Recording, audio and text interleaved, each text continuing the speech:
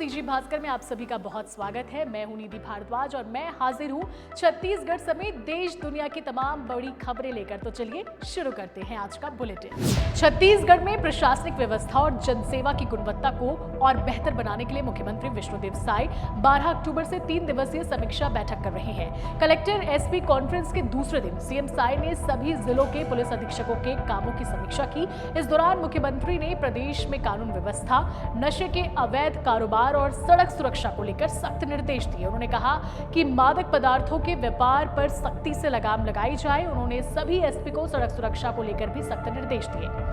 छत्तीसगढ़ कांग्रेस में जिला अध्यक्षों की नियुक्ति की तैयारियां काफी जोरों शोरों से चल रही है। दिवाली से पहले इसकी नियुक्ति हो जाएगी। जिला अध्यक्षों के लिए कुल 41 पद है, जिसके लिए 5000 से ज्यादा दावेदारों ने आवेदन भेजे हैं। कांग्रेस का कहना है कि चयन पारदर्शिता तरीके से होगी। युवाओं और साफ छवि वाले नेताओं को मौका दिया जाएगा। हालांकि असली चर्चा इस बात की हो रही है कि क्या इस बार कांग्रेस प्रियंका गांधी के 40% महिला भागीदारी वाले फॉर्मूले को लागू करेगी। क्या महिलाओं को छत्तीसगढ़ कांग्रेस में ज्यादा मौका मिलेगा, ये तो वक्त ही बताएगा। छत्तीसगढ़ के बिलासपुर में पुलिस ने एक फरार हिस्ट्री शीटर और उसके 4 साथियों को गिरफ्तार किया है। आरोपियों ने इंस्टाग्राम पर पिस्टल लहराते हुए वीडियो बनाकर दहशत फैलाने की कोशिश की थी। सोशल मीडिया पर जारी इस पोस्ट में उन्होंने शहर के भाजपा और कांग्रेस नेताओं को जान से मारने की धमकी भी दी थी। गिरफ्तारी के बाद पुलिस ने आरोपियों का जुलूस निकाला। इस दौरान उनसे सार्वजनिक रूप से उठक बैठक करवाई और माफी भी मंगवाई। कांकेर जिले के पखांजूर से एक उम्मीद और बदलाव की तस्वीर सामने आई है। पखांजूर थाना परिसर रविवार को शादी के मंडप में नजर आया।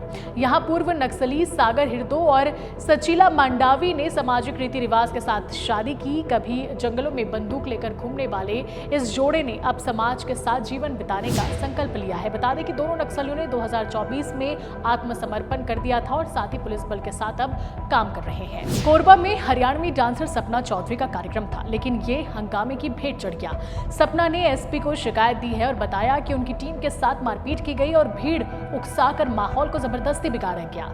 रिजॉर्ट के मालिक की वजह से वो बच पाई और मामला सुलझ पाया। कार्यक्रम के आयोजकों पर ये आरोप लगे हैं। इन लोगों ने सपना की टीम पर इवेंट का अधिक पैसा लेने का आरोप लगाते हुए मारपीट की और रिजॉर्ट में तोड़फोड़ भी की। पुलिस ने इस पूरे मामले में रिपोर्ट दर्ज कर ली है। अब बात करते हैं बिहार विधानसभा चुनाव की। तो चुनाव के लिए प्रशांत किशोर की पार्टी जनसुराज ने सोमवार को उम्मीदवारों की दूसरी लिस्ट जारी कर दी है। इस सूची में कुल 65 उम्मीदवारों के नाम का ऐलान किया गया है, जिसमें मुख्य रूप से 19 सुरक्षित सीटों पर उम्मीदवारों के नामों को घोषित किया गया।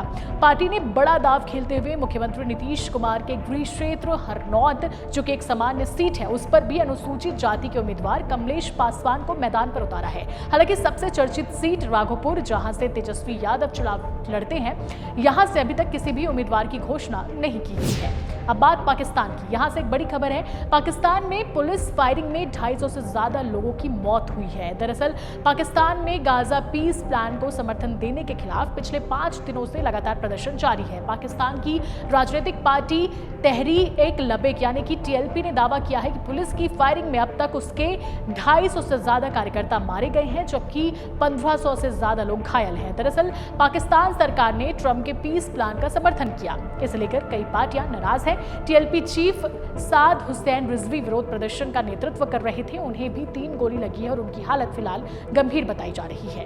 अब बात करते हैं बॉलीवुड की। तो बॉलीवुड एक्टर सलमान खान और सिंगर अरिजीत सिंह के बीच सब कुछ ठीक हो गया है। एक अवार्ड शो में सलमान खान और सिंगर अरिजीत सिंह के बीच अनबन हो गई थी, जिसके बाद दोनों का झगड़ा काफी सुर्खियों में बना था। अब बिग बॉस के एक एपिसोड में सलमान खान ने बताया कि अरिजीत और मैं बहुत अच्छे दोस्त हैं। वो एक मिसअंडरस्टैंडिंग थी और वो गलतफहमी मेरे साइड से हुई है। तो आज के बुलेटिन में बस इतना ही। हम फिर हाजिर होंगे तमाम बड़ी खबरों को लेकर। इसी के साथ मुझे यानी निधि को दीजिए इजाजत और हमारे चैनल सीजी भास्कर को सब्सक्राइब करना ना भूलें और साथ ही साथ अदर प्लेटफॉर्म पर आप हमें फॉलो कर सकते हैं। नमस्कार, जय हिंद, जय भारत, जय छत्तीसगढ़।